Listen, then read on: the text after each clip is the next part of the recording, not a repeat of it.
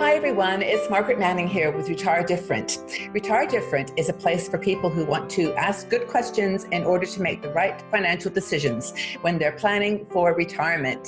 And we have a lot of questions for our two experts today who are here to help us talk a little bit about a topic that many people are very interested in as they approach retirement, that is Social Security. Now, I'm going to introduce our guests first and then we'll dig into the topic. So Pam Krueger is an investing and financial expert, TV personality and author, and she's actually the co-host of PBS Money Track and the inventor, I was going to say, the creator of Wealth Ramp, which is an online tool that maps consumers like you to fiduciary advisors. So hi, Pam. Hi, Margaret. Good to see you. How are you doing? You got my tea ready to go. You got your tea. I've got my cup too, and we are like tea drinkers here. Poor Jessica, who is our second guest, who hasn't been given the memo about mugs. So, Jessica, you and I have a little competition going on here. We do. Jessica Searcy is with us today too. She is a principal at Searcy Financial Services. They specialize in retirement income planning. Now, it doesn't look like it, but Jessica's been in this business for about 18 years, and she's written lots of articles on interesting topics on the human side of money, which is risk issues and protecting assets with dementia and teaching kids how to be financially secure, or financially aware. So welcome, Jessica. Thank you. It's nice to have you both here because I don't understand this Social Security and spousal benefits thing. Could somebody help me? I have a drink. You know what, Margaret? You know what I love about Retire Different? I love the way that you frame everything the way it really should be, which is when we get to be this age and we care about security benefits, we care about investing, we care about planning. It's all to do with life. It's money, it's investing, it's planning, it's Social Security. It's all wrapped into one thing. So it's like, I love this kind of relaxed, let's unpack the bag and understand this approach. And Jessica's really the expert here on, what married couples really need to understand to get the most out of Social Security. And all I want to say is, I know when I'm looking at Jessica right now, I know that we're thinking really retirement expert specialist at her younger age. But so many times, Margaret, women who are in this business of financial planning and investment management, they do not come out of the gate boasting and bragging about their backgrounds. Yeah. Jessica's got 18 years and she has more credentials than you can even think of wanting to know about in the retirement strategies and retirement income and 401k, all of it. So, we know, Jessica, that we can receive, up to half our spouse's Social Security benefits. We don't know when to apply if we're married. We don't know what to do if we've been divorced. What do you think are the most important aspects to thinking about Social Security and your spousal benefits? Sure. So I think the biggest mistake that I see most often is that married couples, they look at Social Security as if they were single. So the main factor that they're looking at is their own break-even age. But instead, they should really be looking at the joint life expectancy of both partners to try and figure out what the best strategy is for them.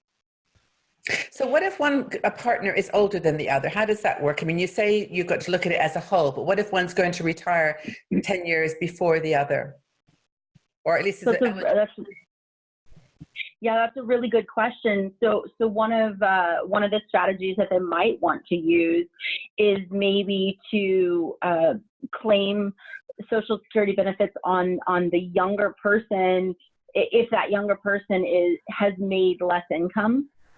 Which is often the case. You have somebody who's maybe a lower income earner, or maybe they were stay at home for a while, or they worked part-time, or whatever the case may be. You might want to claim on that lower amount and do this and take that sooner, and let the higher income earner or the person who's a little bit older let those go for a while and get to that age, 70 or so, before claiming those, so that you can maximize that benefit, because that's going to be the survivor benefit that's going to stay. So you can do that. You can do both. Like you can claim one Social Security benefit earlier than the second, so they don't have to be together? So there used to be that you could claim one and then switch it back. So say if I'm married, I claim my spouse's, and I could claim half of that, and then I could switch it back to myself when I hit full retirement age.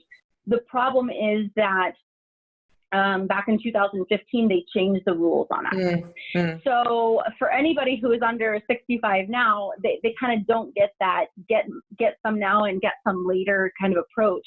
Instead, what you can do is you can lock in half, either do the spousal benefit if that's going to be a better benefit for you, or you can claim the lower income earners, have them claim their own benefit, and then whoever the higher income earner is, do nothing and wait as long as you possibly can to get those benefits, because then that's the benefit that the survivor income would be paid off of. I see. Okay, so when the older spouse passes, then it does switch to their higher benefit. Yes. Oh God, when it's they so pass. confusing. The main thing is to know, right, is that if you have a work history, you'll either receive your benefit or your spousal benefit, whichever is greater, right? Yeah. What do you see as the biggest claiming mistakes? It's usually timing related, right? But I mean, what are the biggest blunders that you see that people make with spousal Social Security? So oftentimes what people will do is whatever their friends are doing. Like we kind of do that as human beings. You know, my neighbor down the street, they turned 62 and they started claiming, and they did it because their neighbor up the street, they claimed also at 62. And sometimes we check those boxes and we do what our friends are doing without really stopping to consider, does that make sense in our situation? Now, it may have made sense for them, but it may not make sense for you. So you really have to kind of stop looking at what everybody else is doing and figure out what the best strategy is for you, your situation, and your income, your spouse's income, and what your family looks like. Okay, so that's one big mistake. Don't do what your neighbor did. Basically, make sure that you've looked at your situation. Well, what happens in the case of a divorce then? Should we talk about that? What happens to Social Security? I mean, the wife maybe say the wife has already started to claim Social Security, 65, and then her husband is not quite ready yet, or hasn't started claiming. They get divorced. What happens then? So divorce is an interesting topic because everything goes around how long were you married. So if you've been married for 10 years or longer, then you get spousal benefit as long as you don't remarry. If you remarry, then it goes off of your new husband, not your old husband. I didn't know that. So, maybe date your new friends if they made less than your old husband did. I don't know. There's a strategy we can deal with. And Jessica, don't you have to be divorced for at least 2 years? Wow. And you can apply if the marriage lasted more than 10 years. So there's a couple things to know there. Do you have to have been divorced for at least 2 years? Yes, I believe that's the case. And honestly, I would have to look at that again because they change things so often that I would want to make sure that that's the truth. Okay, so we've done a separate conversation about divorce in another video, but I want to go back to just spousal benefits. So say that a couple comes into, for one thing, I don't know where they would go for advice, but to someone like you, as financial advisor who's selling insurance programs isn't going to help them with this, but a fiduciary who has an overall view of your lifestyle and your plans, what were some of the questions that you would ask them? Or maybe advice would you give them? What 3 things would you tell them to do? Wow. So there are resources that are available. They're really, really hard to find.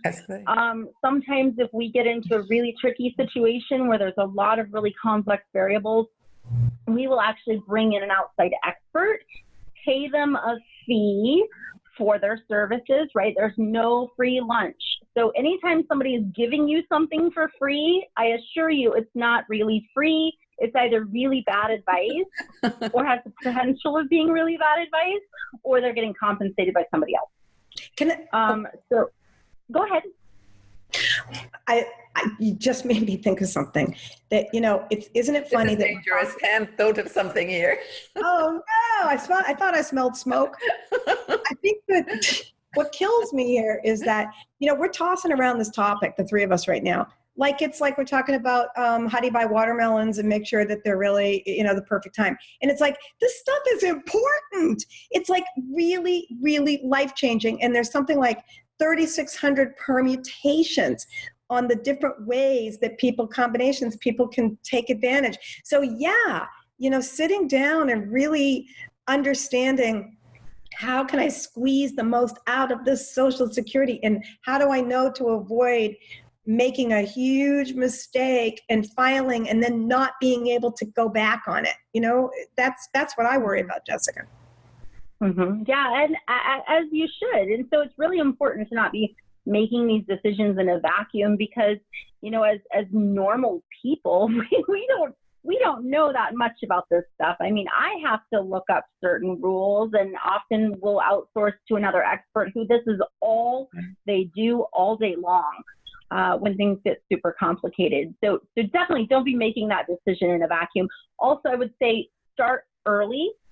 So if you're 62, don't start planning for this when you're 62.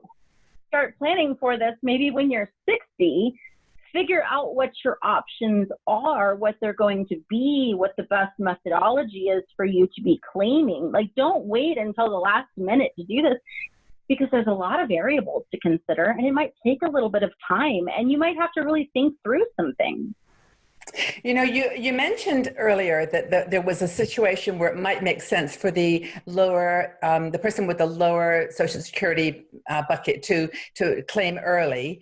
But I can't see any other, and from Pam's advice in the past, you basically want to wait till 70 for both of you. Both of you want to wait until you're 70 if you can. That's the ideal goal.